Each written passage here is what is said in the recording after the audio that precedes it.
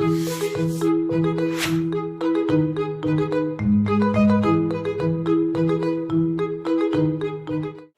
후보님, 그 여야 대선 후보들이 지금 본인이나 뭐 가정 문제가 되게 시끄럽잖아요. 역대 최고 뭐 비호감 대선이다 뭐 이런 얘기까지 나오는데. 그렇죠. 네. 역대급 네. 비호감 대선. 희망이 대할 대선이 좀 뭐 절망이 되고 있다 이런 평가까지 나오는데. 네. 후보님 보시기에 현 대선 전국에 대해서 좀 어떻게 평가를 하시나요? 예, 말씀한 그대로예요. 지금이 대한민국이 위기 상황이고 이 대선을 기회로 삼아서 국가의 방향을 올바른 방향으로 바꾸면 위기가 기회가 될 수 있는 정말 하늘이 주신 그런 순간이거든요. 근데 지금 현재 대선이 우리나라의 생존 전략 그리고 또 미래 먹거리, 미래 일자리를 만드는 그런 미래 담론 이런 걸 가지고 해야지 우리가 위기에서 탈출할 수 있는 건데 그런 이야기가 나오지 않고 오히려 그냥 뭐 도덕성, 과거 발목 잡기, 네거티브, 그 다음에 뭐 친인척 문제 이런 것들만 계속 부각이 되는 아주 역대급 정말 비호감 대선이어서 저도 정말 걱정이 많습니다. 그 초격차 과학기술 5가지 육성하자고 계속 강조하셨잖아요. 네, 그럼요. 네. 1호 공약에 대해서 또 구체적으로 또 설명을 해주신다면 어떤 게 좀. 네. 그러니까 제 1호 공약은 우리나라가 과학기술 중심 국가가 되면 그러면 우리나라는 세계 5대 경제 강국 안에 들 수 있다 이거거든요. 네. 즉 제2의 과학기술 입국을 통해 가지고 미래 먹거리, 미래 일자리를 만들어서 제2의 한강의 기적을 만들자 이겁니다. 근데 거기서 중심이 되는 개념이 초격차예요. 근데 제가 만든 말이 아닙니다. 삼성전자 메모리 반도체가 지금 세계적으로 압도적인 1위를 하고 있는데 거기서는 이렇게 설명을 해요. 1등, 2등 간의 그 격차가 작으면 언제든지 추월당할 수 있지만 1등과 2등의 격차가 엄청나게 벌어지면 그 격차를 초격차라고 하는 거죠. 그걸 유지하는 것이 계속 지금까지 1등을 유지하는 비결이라고 이야기를 해요. 그래서 저는 그렇다면 우리나라가 초격차 기술 5개만 확보하면 그러면 5개의 삼성전자급 세계적인 대기업 5개를 우리가 보유할 수 있는 것이고 그러면 우리는 G5 세계 5대 경제 강국 안에 들 수 있다. 그런 거죠. 그러면 어떤 분야를 우리가 그러면 초격차 과학기술로 만들 수 있을까? 많이 이렇게 격차가 아직도 벌어지고 시간이 많이 필요한 분야는 우리가 좀 힘들죠. 그렇지만 일단은 우리가 그래도 1위 그룹에 속하는 그런 분야에 대해서는 국가가 정책적으로 또 뭐 여러 가지 방법이 있잖아요. 그런 것들을 통해서 육성을 하면 이것을 초격차 기술들로 만들 수 있을 거다 이렇게 생각했어요. 그래서 찾아보니까 우리나라에서 지금 1위 그룹에 속하는 기술들이 그래도 다행히 많이 있어요. 뭐 대표적인 것 중에 하나가 디스플레이, 그 올레드 같은 거 있잖아요. 그 다음에 또 두 번째가 그 수소 산업, 그리고 세 번째가 2차 전지, 네 번째가 원자력 발전, 그 다음에 약간은 수준은 떨어지긴 하지만 그래도 가능성이 있는 게 바이오 산업 쪽, 그리고 꼭 과학기술은 아니지만 컨텐츠 산업, 이런 쪽이 우리가 충분히 세계적인 커다란 기업을 만들 수 있는 포텐셜이 있는 그런 분야들이죠. 그래서 그 부분에 집중하자 그런 겁니다. 그 대선 주자들이 여야 대선 주자들이 좀 문제들로 인해서 이른바 제3지대가 좀 대안이 될 수 있다 뭐 이런 예상도 있었는데요. 예. 현실적으로 좀 녹록치 않은 분위기인데 국민들이 이 제3지대 대안에 대해서 좀 평가를 좀 직접 선택하기를 꺼리는 그런 이유는 또 어떤 이유에서 찾을 수 있을까요? 그러니까 그게 결국은 사표 심리라는 말로 표현이 되잖아요. 그러니까 사실은 누가 최적의 후보인가를 보고 그 사람을 찍어서 그 집단 지성이 모여서 가장 최적의 후보가 되는 게 민주주의의 가장 좋은 점 아닙니까? 그런데 지금은 우리는 아주 반대로 저 사람이 되면 안 된다고 생각해서 자기가 좋아하지도 않고 능력도 안 되는데 그 사람을 찍는 이런 식의 지금 구조가 되어 있거든요. 그게 양당제의 폐해이기도 하죠. 근데 이런 것들이 저는 달라질 수 있다고 생각하는 것이 지금 대선이 70일 정도밖에 남지 않았는데 부동층이 엄청나게 많아요. 조사에 따라서는 부동층이 1위죠. 3지대가 아니고 1지대입니다. 그래서 아직도 마음을 안 정한 사람들에게 호소를 해서 사실 제일 중요한 게 총선은 세력을 보고 뽑아요. 그렇지만 대선은 인물을 보고 뽑습니다. 우리나라는 대통령의 권한이 워낙 강해서 사람만 제대로 잘 세우면 그 일할 인재들 풀이라든지 또는 정치할 수 있는 세력을 국민들이 만들어 주세요. 뭐 좋은 예 중에 하나가 마크롱 아니겠어요? 마크롱이 국회의원 한 명도 없는 상태에서 당선이 됐죠. 근데 그 프랑스도 우리나라처럼 거대 양당이 아주 오랫동안 서로 권력을 주고받았답니다. 근데 문제는 뭐냐? 아무리 정권 교체를 해도 이게 나라가 나아지지가 않고 오히려 정권을 차지한 쪽이 적폐가 되는 거예요. 그러니까 이게 정권 교체가 아니고 적폐 교대가 계속 되다 보니까 이제는 안 되겠다 싶었던 거죠. 그때 마크롱이 등장을 했습니다. 그래서 당선이 됐는데 국회의원 한 명도 없었어요. 아무도 도와주는 사람도 세력도 없었지만 프랑스 국민들은 그 사람을 당선시킨 거예요. 그래 놓고 나서 석 달 후에 있는 총선에서 이 마크롱이 있는 당을 일당으로 만들었죠. 그래서 일을 하게 개혁적인 사람으로 세력을 만들어준 겁니다. 근데 우리나라는 정말로 신기하게 지금 현재 대선 3개월 후에 총선보다도 훨씬 더 많은 사람 4,000명의 시도지사와 그리고 지방의원을 뽑는 지방선거가 있습니다. 그러니까 제대로 된 사람만 뽑으면 일할 수 있는 그런 정치 세력은 국민들이 만들어 주실 수가 있는 이런 상황이거든요. 지금 아마 국민들은 그걸 이제 무의식적으로라도 알고 계시다고 생각해요. 그러다 보니까 이제 지금 뭐 후보들이 사실 많기는 하지만 원내 정당의 후보들로 이렇게 좁혀보면 4명 아니겠어요? 그러면 4명이 과연 도덕적으로, 그 다음에 또 가족 문제, 그 다음에 그 사람의 능력이나 자질 문제들, 그 사람의 비전, 그 사람의 정책, 이런 것들로 이제 비교를 해보게 되는 거죠.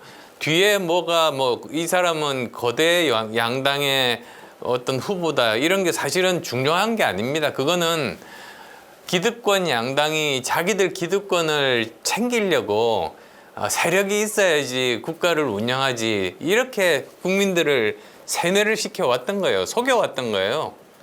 근데 프랑스 같은 경우를 봐도 그게 아니라는 게 이미 다 증명이 다 돼 있거든요. 그래서 저는 이번에 현명한 국민들이 정말 이 4명의 후보들을 그 각각의 항목에 대해서 차분히 이렇게 짚어보실 거라고 생각해요.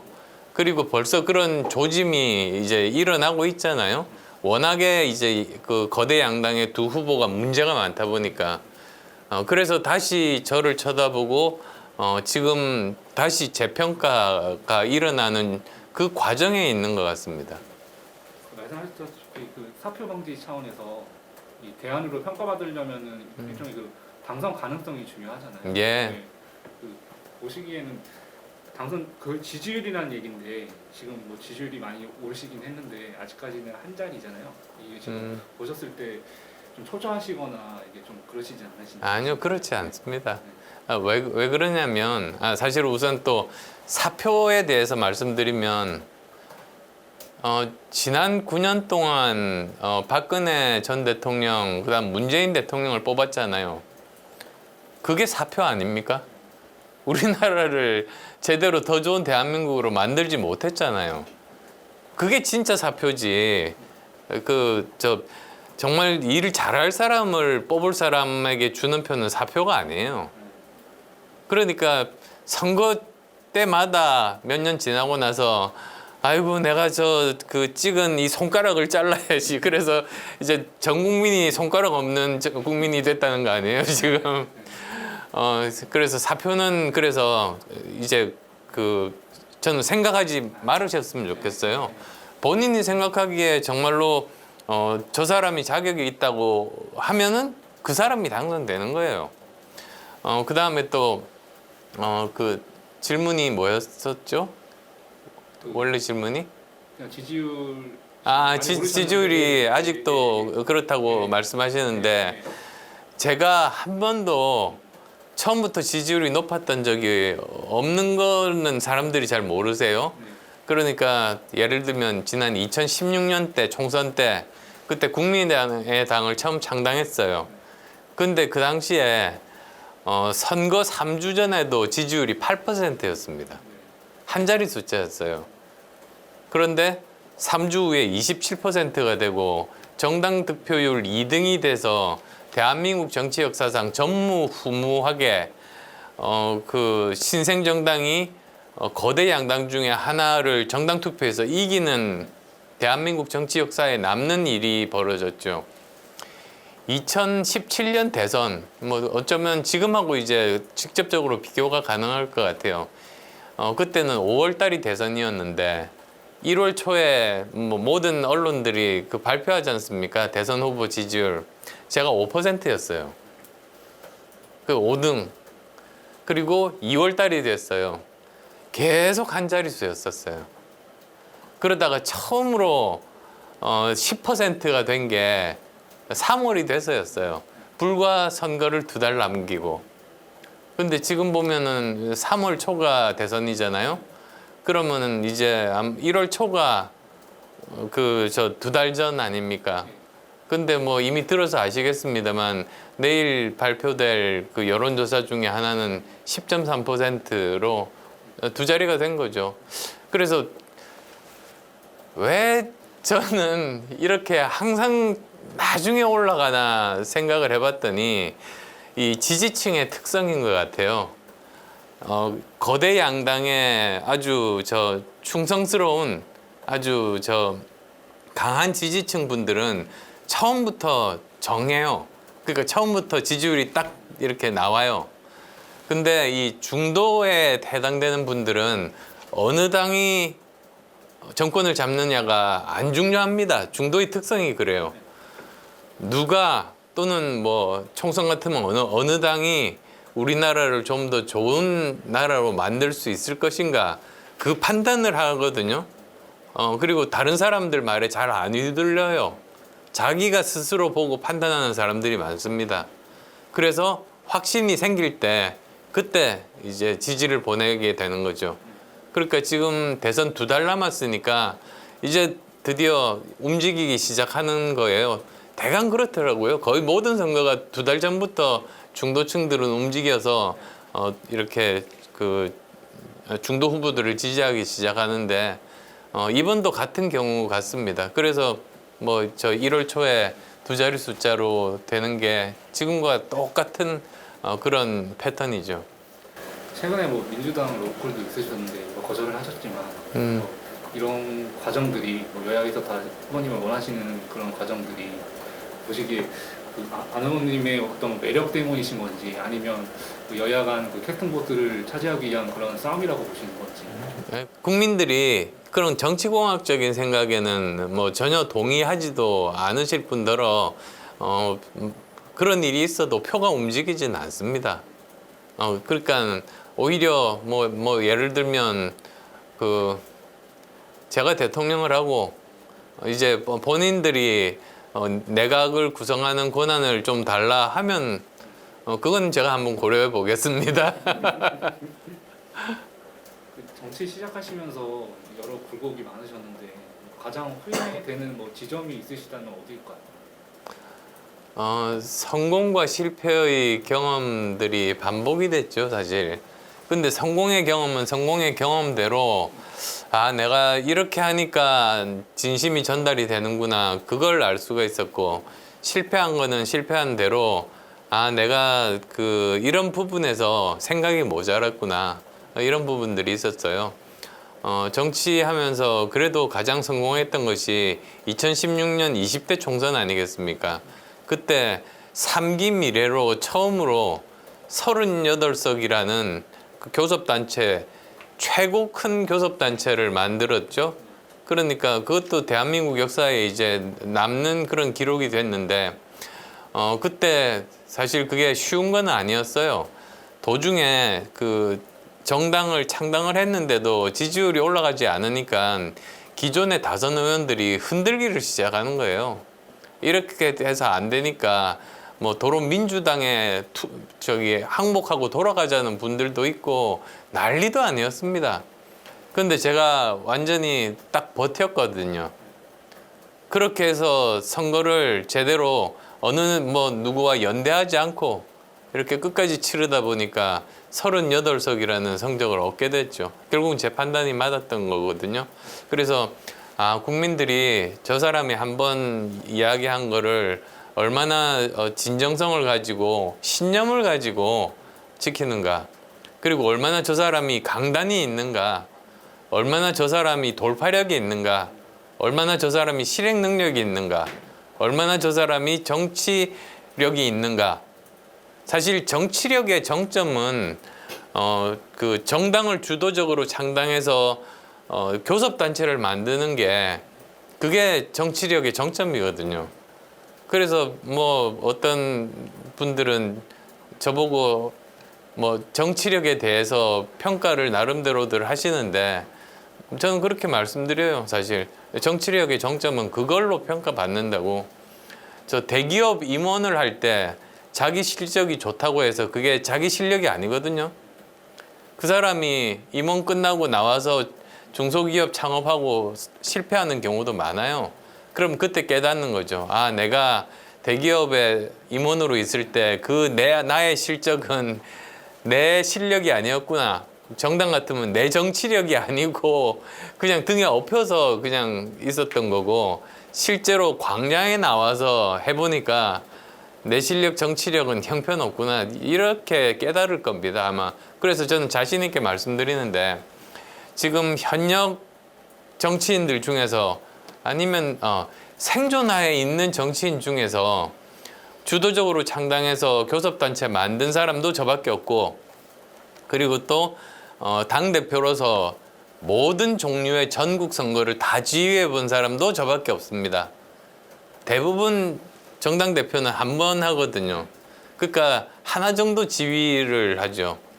저는 지금 당대표를 4번째 하고 있어서 모든 것들을 다 이렇게 경험을 했죠. 그래서 김대중 대통령이나 김영삼 대통령께서 정치 10년 차 때 한 경험과 제 경험을 비교해 보면 뭐 죄송한 표현이기도 하지만 제가 더 많은 경험들을 압축적으로 한 것 같아요, 초반에. 근데 그게 저한테는 굉장히 중요한 자산이고, 이건 제게 아니고 국민들이 저한테 기회를 주신 거라고 생각해서 이러한 경험을 가지고 우리 국민들을 위해서 사용해야 되는 게 제 의무이기도 합니다. 혹시 저희 마지막 질문으로 하고 나머지 2개는 성명으로 좀 할 수 있으실까요? 시간 씨도 죄송합니다. 예, 죄송합니다.